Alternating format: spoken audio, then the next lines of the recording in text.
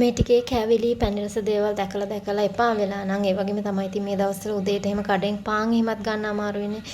ඔන්න බලමු රසම රස කඩලා කොත්තු එකක් හදාගන්න විදිය. මෙන්න ඉන්ග්‍රීඩියන්ට්ස් චිකන් ගත්තා, සුදු ලුණු, නයිමිරිස් එකක්, ලීක්ස් කැරට්, එතකොට කෑලි මිරිස් ටිකක් ඕන වුණොත් ගන්න කියලා ගත්තා. තඹපු කඩලා ටිකක්, බිත්තරයක්, දෙහි ඒ වගේමයි මම මෙතන කඩල ග්‍රෑම් තැඹුවට පස්සේ බර ග්‍රෑම් 300ක් විතර තියෙනවා. මේකෙන් භාගයක් විතර තමයි ගත්තේ මේකට. ඉස්සෙල්ලාම මම සෝයා සෝස්, ලුණු, ගම්මිරිස් දාලා මැරිනේට් කරගත්ත චිකන් එක වතුර බොහොම පොඩ්ඩක් දාලා ටික වෙලාවක් තඹ ගන්නවා. ඒ විශේෂයෙන්ම තෙල් ටිකක් අඩුවෙන් පාවිච්චි කරන්න කොත්තුවට. මොකද නැත්තම් මේක බැදෙන්න තෙල් ගොඩක් අවශ්‍ය වෙනවා. ඒ වගේම තමයි මේකෙන් මට චූටි ස්ටොක් එකක් හදාගන්න හිතුණා. නැත්තම් කඩල කොත්තුව අර අපි හොදි එහෙම දාන්නේ නැති නිසා මේකට රොටි කොත්තු හදනකොට වගේ දාන්න හොදි තිබුණෙත් නැහැ. මෙන්න මේ වගේ ටිකක් හදාගත්තා මම. පොඩ්ඩක් අර ඒකේ තෙත ගතිය තියාගෙන හදන්න ඕන නිසා මේ වගේ ටිකක් තඹගෙන ඒ වැඩිපුර වතුර ටික අයින් කරගෙන ඊට පස්සේ තමයි මම ඒකට තෙල් ටිකක් දාගන්නේ. මෙන්න මේ වගේ චිකන් ස්ටොක් එකක් මේ සැහැන් දෙකමාරක් විතර ආවා. දැන් චිකන් එක සම්පූර්ණයෙන්ම තැම්බිලා තියෙන්නේ. ක්‍රිස්පි වෙන්න පොඩ්ඩක් බැද ගන්න තමයි ඕනි. තෙල් ටිකක් දාගෙන. එතකොට යන තෙල් ප්‍රමාණයත් අඩුයි. ගොඩාක් තෙල් කන්න ඕනිත් නෑ. අපිට අවශ්‍ය වෙන වැඩෙත් කෙරෙනවා. මෙහෙම ඉතින් තෙල් ටිකක් දාගෙන ඉස්සලාම චිකන් ටික අපි පොඩ්ඩක් ක්‍රිස්පි වෙන්න බැදගෙන ඉමු. අනිත් දේවල් එකතු කරගන්න කලින් මෙතන මම මේ අරගෙන තියෙන චිකන් බ්‍රෙස්ට් එක භාගයක් විතර වගේ. ඔයා කැමති විදියට ගන්න. තියෙන අනිත් මස් වර්ග ඒ වගේ දේවල් ගන්න පුළුවන්. මම මේ ගාන ඇති නිසා මේ ගාන ගත්තේ. මේ වගේ චිකන් ටික බැදීගෙන එනකොට ඒකට මම එකතු කරනවා බීලුණු ගෙඩි භාගයක්.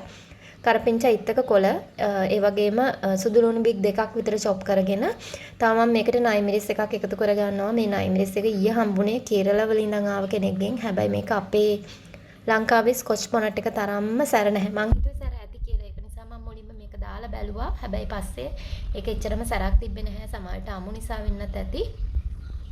මේ ටික දාගෙන මේ ටිකට ලුණු ටිකකුත් එකතු කරගෙන ටිකක් ඉස්සෙල්ලා ගින්දර වැඩි කරලා අර කොත්තු හදනකොට වගේම ටිකක් සුවඳෙන්න මේක තෙල් එකේ පොඩ්ඩක් බැද ගන්නවා චිකන් ටිකත් එක්කම.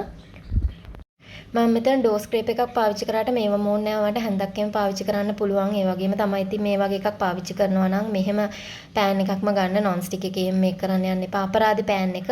ඔයාට ඉතින් ඔය ස්ටේන්ලස් ස්ටීල් පෑන් එකක් තියෙනවා නම් මේ වගේ එකක් කරගන්න පුළුවන්.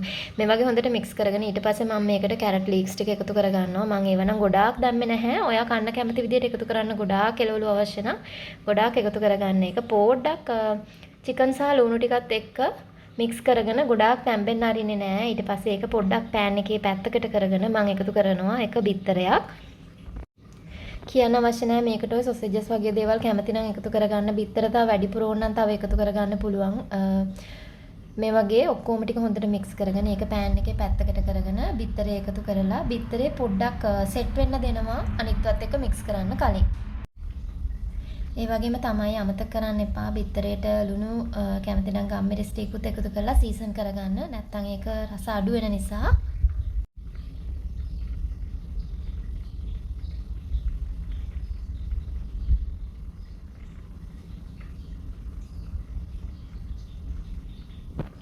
ටිකක් මෙහෙම ස්ක්‍රැම්බල් වුණාට සෙට් වුණාට පස්සේ පොඩ්ඩක් මේ වගේ ස්ක්‍රැම්බල් කරගෙන ටිකක් දියාරු ගතිය තියෙද්දි එළවලු ටිකත් එක්ක මික්ස් කරගන්නවා.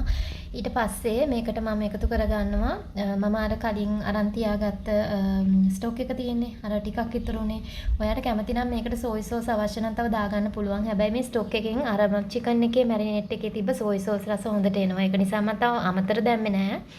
හැබැයි පාට ඩාර්ක් වට හදන්න ඕන නම් ඩාර්ක් සෝයි සෝස් එහෙම තියෙන අය එකතු කරගන්න. ඒක ඔයාගේ කැමැත්ත අනුව එකතු කරන්න පුළුවන්. ඊට පස්සේ මම අර තම්බගත්ත කඩලකින් භාගයක් එකතු කරනවා. මම කිව්වේ මම ග්‍රෑම් 300ක් මෙතන තැම්බුවට පස්සේ බර තිබුණා. ඒකෙන් භාගයක් කන්න පුළුවන් ගාන අනුව ඉතින් එකතු කරගන්න. ඊට පස්සේ මේක සැර බලලා ඉවරලා ඔයාගේ සැර අඩු වැඩි කරගන්න. දැන් අඩු කරන්න නම් බෑ වැඩි කරන්න තමයි ඉතින් පුළුවන්. මම කෑලි මිරිස් ටිකක් එකතු කරගත්ත ඇත්තටම සැරමාදි තිබ්බ නිසා. මේ වගේ ටිකක් මම මේ ඩෝ ස්ක්‍රේප් එකකින් මේක පොඩ්ඩක් අර කොත්තුව ගහනවා වගේම ටිකක් මේව චොප් කරගත්තා. නැත්නම් ඒක නිකන් කඩල එකක් තෙල් දැම්මා වගේ තමයි පෙනුම එන්නේ. ඊට පස්සේ ඉතින් ලුණු ඇඹුල් බලලා ලුණු එහෙම එකතු කරලා ඊට පස්සේ මේක තව ගොඩාක් රස වෙනස් වෙනවා.